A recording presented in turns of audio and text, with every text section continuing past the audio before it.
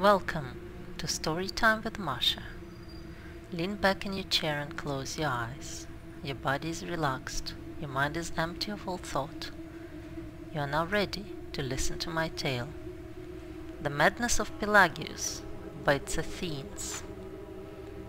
The man who would be emperor of all Tamriel was born Taurus Pelagius Septim, a prince of the royal family of Wayrest in 3rd era 119, at the end of the glorious reign of his uncle Antiochus I.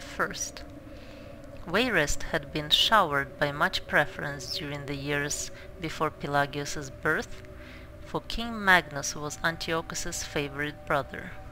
It is hard to say when Pelagius's madness first manifested itself, for in truth the first 10 years of his life were marked by much insanity in the land itself.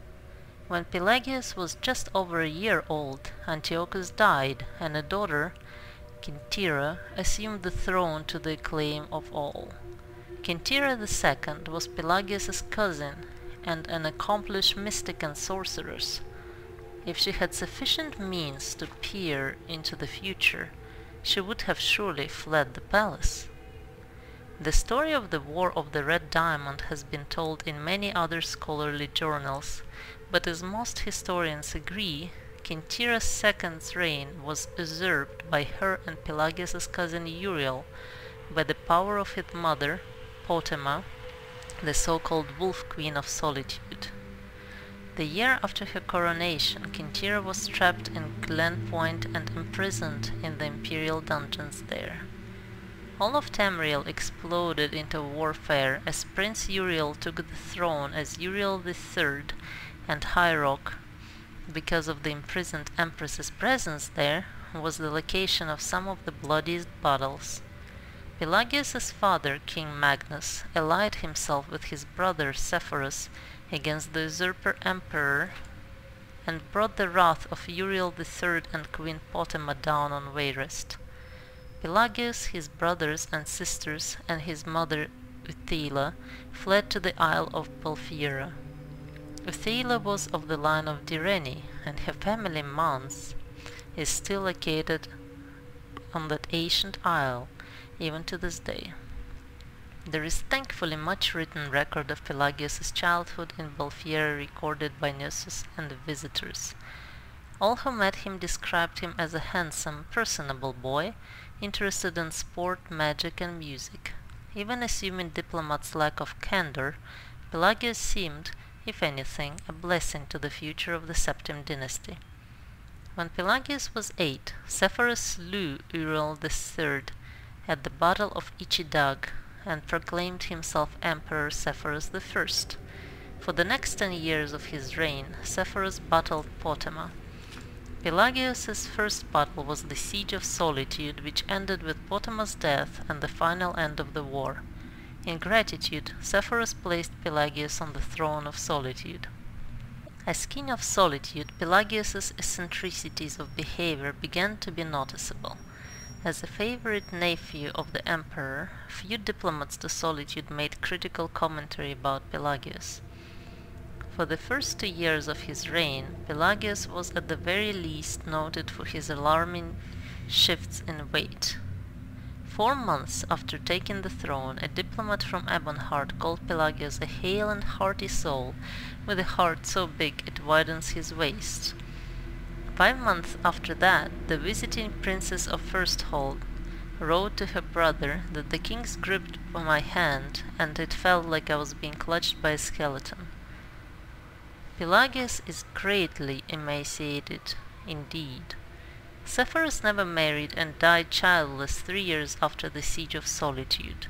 As the only surviving sibling, Pelagius's father Magnus left the throne of Wayrest and took residence at the imperial city as the Emperor Magnus I.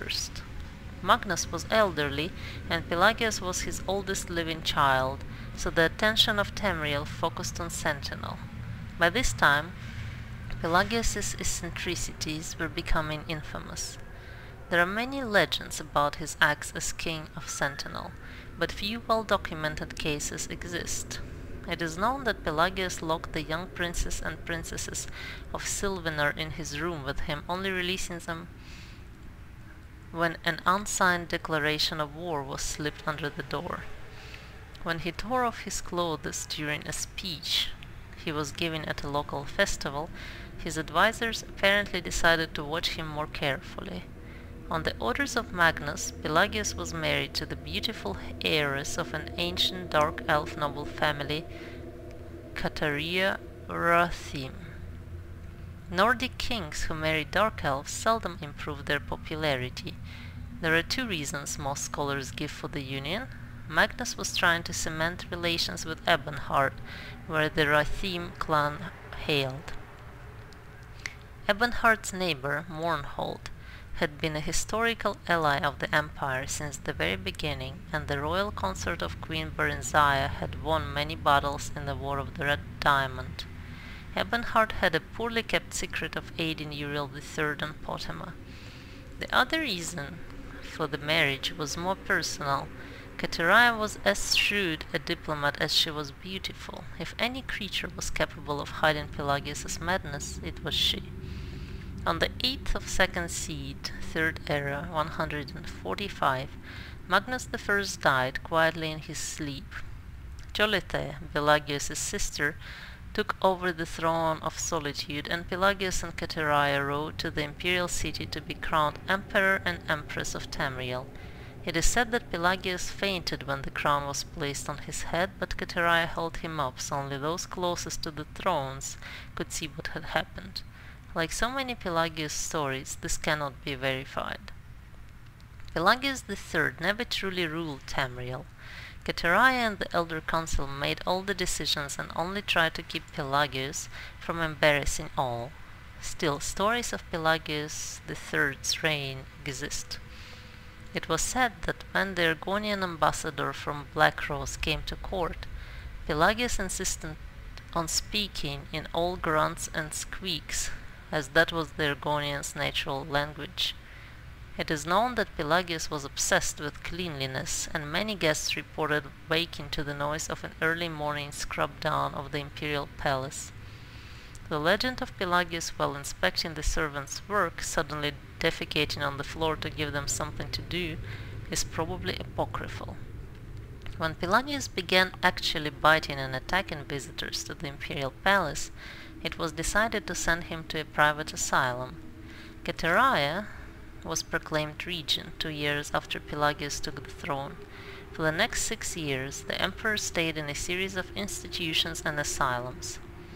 Traitors to the empire have many lies to spread about this period.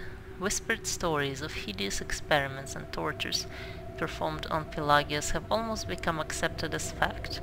The noble lady Kateria became pregnant shortly after the emperor was sent away, and rumors of infidelity and even more absurd conspiracies to keep the sane emperor locked away ran amok. As Kateria proved, her pregnancy came about after a visit to her husband's cell. With no other evidence as loyal subjects, we are bound to accept the empress's word on the matter. Her second child, who would reign for many years as Uriel IV, was the child of her union with the consort Lariat, and publicly acknowledged as such. On a warm night in Sun's Dawn in his 34th year, Pelagius III died after a brief fever in his cell at the Temple of Kinnereth in the Isle of Bethany. Kateria I reigned for another 46 years before passing the scepter onto the only child she had with Pelagius, Cassander. Pelagius's wild behavior has made him perversely dear to the province of his birth and death. The second of Sun's Dawn, which may or may not be the anniversary of his death, records are not very clear, is celebrated as Mad Pelagius, the time when foolishness of all sorts is encouraged, and so one of the least desirable emperors in the history of the Septim dynasty has become one of the most famous ones. I hope you enjoyed this. Thanks for listening, and good night.